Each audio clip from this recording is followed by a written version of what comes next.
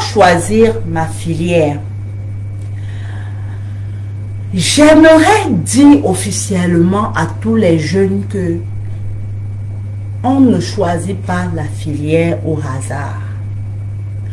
On ne se lève pas comme ça un matin et dit, oh, j'ai suivi le thème chimie pure ou être, je ne sais pas moi, pétrochimiste. Ça sonne bien, ça sonne bien. Ou biochimiste. Ça sonne bien. Comment je suis ça? C'est intéressant. Ou traducteur. Non. On ne se lève pas comme ça pour choisir sa filière.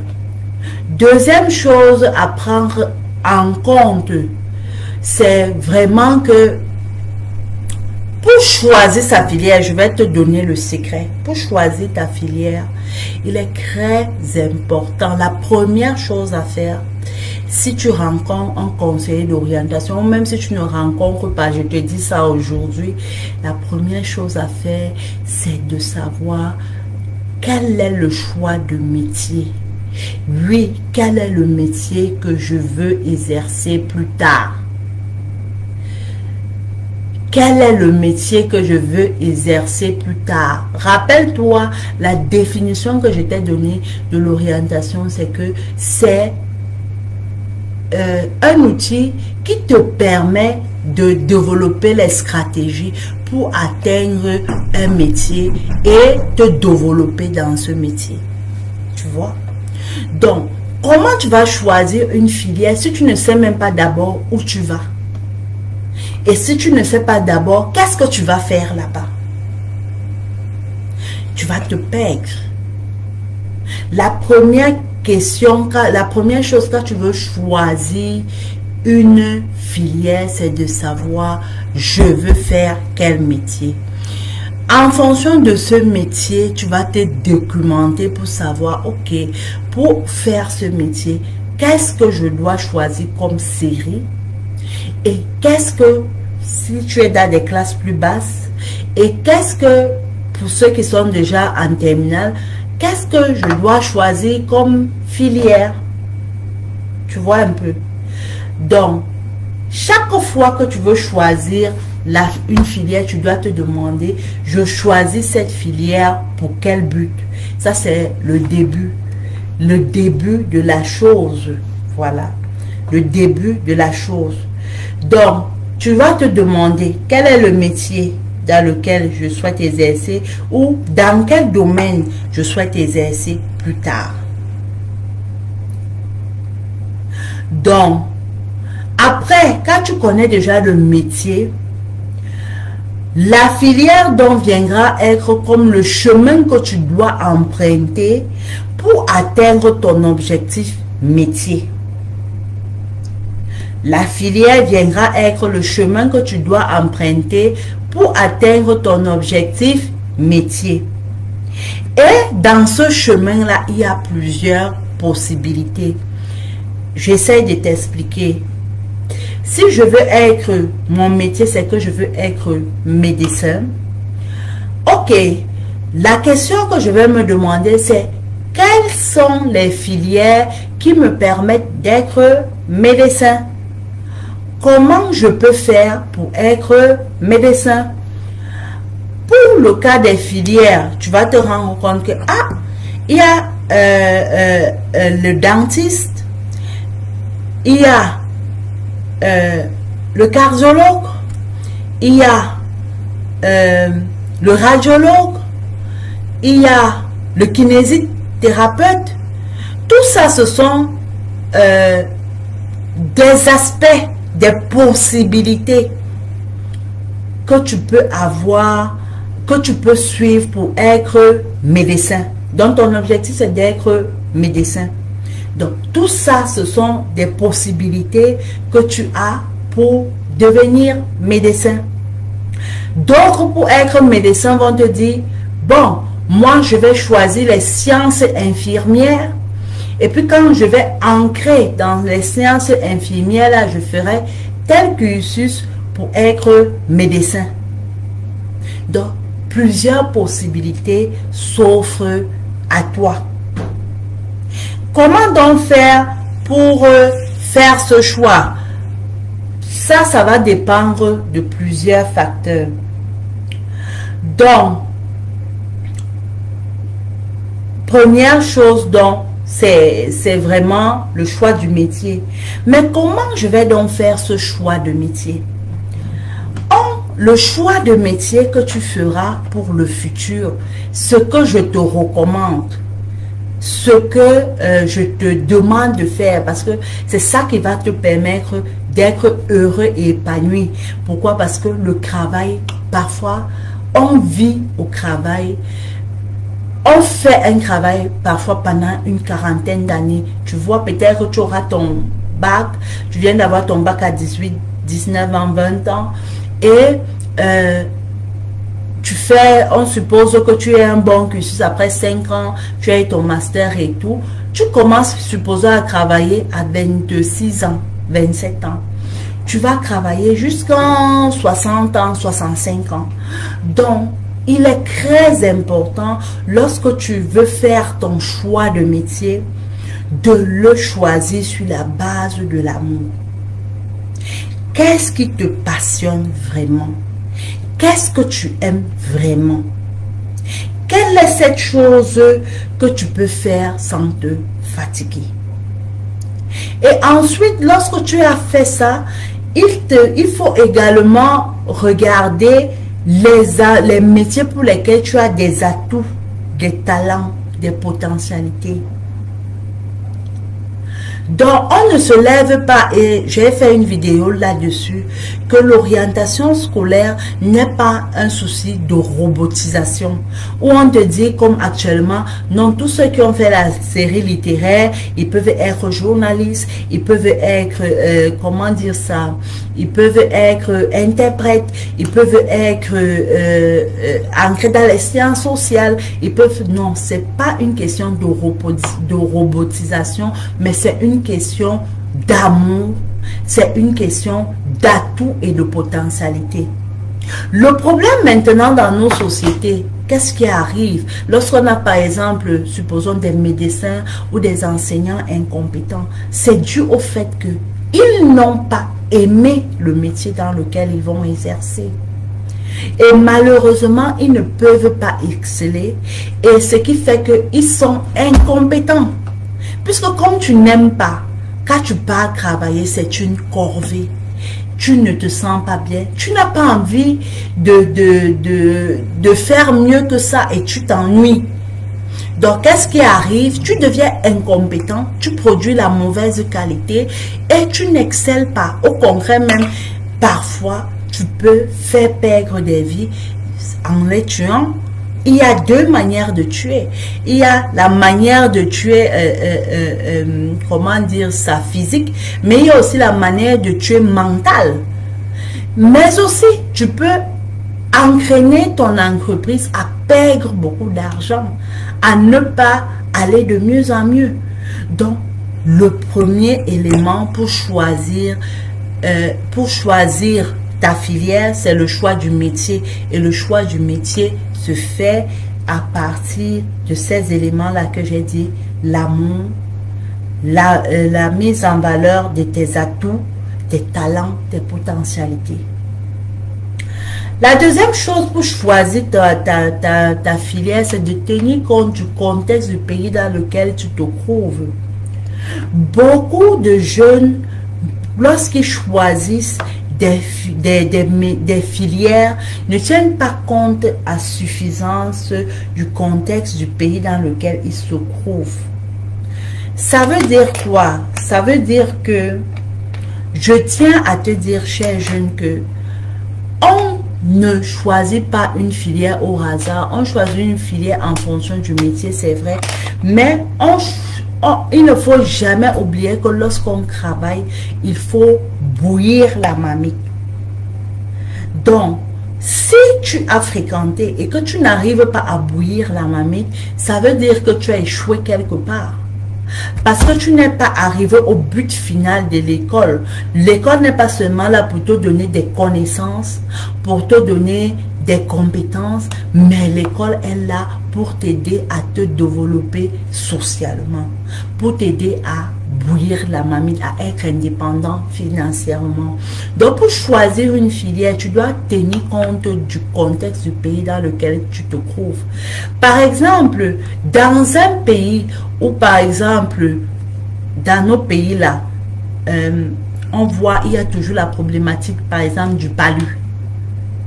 Si tu veux être médecin, dans ton choix de métier, oui, c'est médecin. Mais la filière, par exemple, tu peux chercher un cursus pour être paludologue. Parce que tu sais que la problématique de palu, là, est toujours pertinente dans ton pays. Or, si tu es en Europe, être paludologue, là, ça ne sert à rien. Puisqu'il y a le palu là-bas, les gens ont le palu rarement. Donc, choisir de travailler dedans, ça ne va pas aider. Dans ton pays, par exemple, il y a beaucoup de diabète. Il y a beaucoup d'obésité. Tu peux dire, ah, moi je vais choisir, je serai médecin, mais au vu de mon contexte et de mes réalités ici, nutritionniste, ça marche. Ou alors, diabétologue, ça marche, parce que si quelqu'un a une obésité ou en surpoids, il aura... parfois, il est exposé à certains facteurs comme le diabète, comme l'hypertension.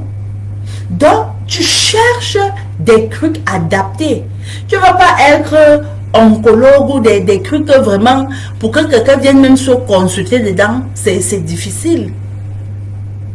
Tu vois un peu. Ou alors, toujours dans la médecine, tu peux dire, ok, moi je vais faire santé publique. On a généralement des problématiques vraiment graves, comme on a eu la Covid et tout. Ça, ce sont des facteurs à prendre en compte. Moi, je vais faire santé publique parce que je pense que c'est porteur. C'est aussi la médecine. Mais c'est un aspect de la médecine qui est porteur dans ton pays. Et ça fait que quoi? Lorsque tu vas finir ta formation, tu es sûr, en fait, on ne peut pas dire que vraiment à 100%, mais tu es sûr avec un très grand pourcentage de travailler. Tu es sûr à 100% ou à 90% ou à 80% de travailler. Pourquoi? Parce que la formation que tu as faite, les connaissances et les connaissances que tu disposes, les compétences que tu disposes peuvent être utiles à ta société. Voilà. Ça, c'est comment on fait à 80% des fois pour choisir sa filière. Il faut tenir compte du contexte. On ne suit pas les autres. Non, mon père a été ingénieur, je vais être ingénieur. Non, tu dois aimer le métier pour être compétent. On ne suit pas les choses que, bon, tu as suivi un thème. Bon, moi, j'ai dit que je vais vraiment être, je ne sais pas moi, je ne sais pas. Non. Tu ne te lèves pas comme ça pour faire ton choix. Tu dois tenir compte du contexte dans lequel tu vis, parce que le diplôme et les compétences que tu as eues et les connaissances que tu as eues doivent être utilisées dans ce contexte-là. Si ce n'est pas utilisé dedans et si tu ne peux pas bouillir la marmite et si ce n'est pas adapté aux besoins du pays ou de l'environnement, tu te seras formé pour rien. Et la dernière chose à prendre en compte lorsque tu veux faire le choix de ta filière, c'est de tenir compte du coût de la formation. Oui, il faut, moi j'aime toujours dire, il faut attacher ou mettre son sac où tu peux le décrocher. Donc, oui, supposons, je vais être enseignante. La formation d'enseignement dans mon pays, ça coûte combien? La filière que je veux faire là, je vais le faire, donc tu dois te renseigner. Oui, j'ai choisi par exemple déjà telle filière, mais pour faire un cursus dans telle filière, ça va prendre combien de temps? Ça coûte combien? Et on se forme où? À partir de ces informations-là, tu pourras donc voir si tes parents disposent des moyens nécessaires pour te permettre de faire cette formation. Si par exemple, il faut te déplacer d'ici, par exemple, supposons de Douala pour Yaoundé pour te former, est-ce que tes parents peuvent payer le logement ou payer le logement, payer la nourriture, payer ta formation, et ta formation va peut-être faire 5 ans ou 6 ans. Comment est-ce qu'ils disposent des moyens pour t'accompagner dedans? Maintenant, s'ils ne disposent pas des moyens, il y a le deuxième aspect que tu dois tenir compte. Est-ce que l'école où je vais là propose des bourses? Parce que si les parents n'ont pas ces moyens, la bourse peut te permettre de résoudre ton problème. Auquel cas, c'est pour cela que je dis souvent de penser à l'orientation scolaire dès le lycée. Auquel cas, tu commences à travailler pour être excellent dès la seconde. Parce que tu sais que ta stratégie, c'est que je souhaite aller dans telle école. Et dans cette école, mes parents n'ont pas les moyens. Donc, je vais mettre toutes les chances de mon côté pour avoir ma bourse. Tu vois? Et enfin, la dernière chose à prendre en compte, comme j'ai dit, il y a les parents, il y a comment dire ça, la bourse, mais il y a aussi toi-même. Bon, mais là c'est plus pénible. Certains, qu'est-ce qu'ils font? Ils se disent, ok, je vais faire ce choix de métier, je vais faire ce choix de formation, je vais commencer à faire des jobs élèves ou étudiants pour épargner et suivre ce cursus. Mais là, c'est parfois pas facile, surtout dans nos contextes africains ici. C'est pas toujours facile de jobber, de faire tout ça et d'aller à l'école, de choisir, et en même temps tu choisis, puisque quand on parle de choix de filière, on se dit ça après le bac, donc ça veut dire que tu commences à travailler en seconde pour gagner de l'argent, pour, voilà, c'est pas impossible parce que plusieurs enfants en Europe le font, mais c'est difficile, c'est difficile. Mais voilà les 3 opportunités qui se proposent pour prendre en charge le coût de la formation. Donc, en résumé, je vais te dire, cher jeune, si tu veux, comment tu fais pour choisir ta filière? Tu dois connaître avec précision le métier ou les 2 métiers dans lesquels tu souhaites exercer. 2, tu dois tenir compte du contexte du pays dans lequel tu te trouves, pour que les connaissances et les compétences que tu auras acquis lorsque tu te seras formé puissent être utilisables. Et si c'est utilisable, ça veut dire que tu peux vendre ça. Et si c'est vendable, ça veut dire que tu peux atteindre l'objectif final de l'école qui est de bouillir la marmite. Et enfin, tenir compte du coût de la formation, parce que ça ne sert à rien de commencer une formation et de ne pas l'achever.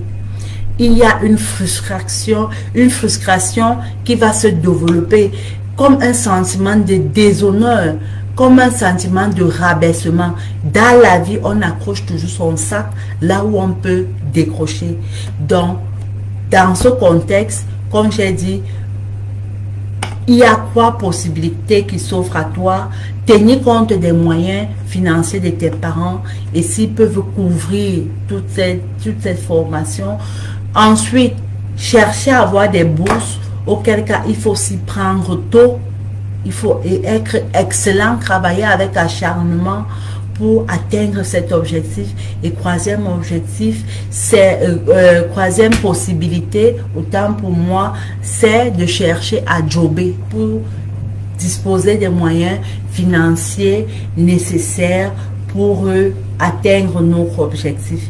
Je ne sais pas si jusque-là j'ai pu t'éclairer sur le sujet.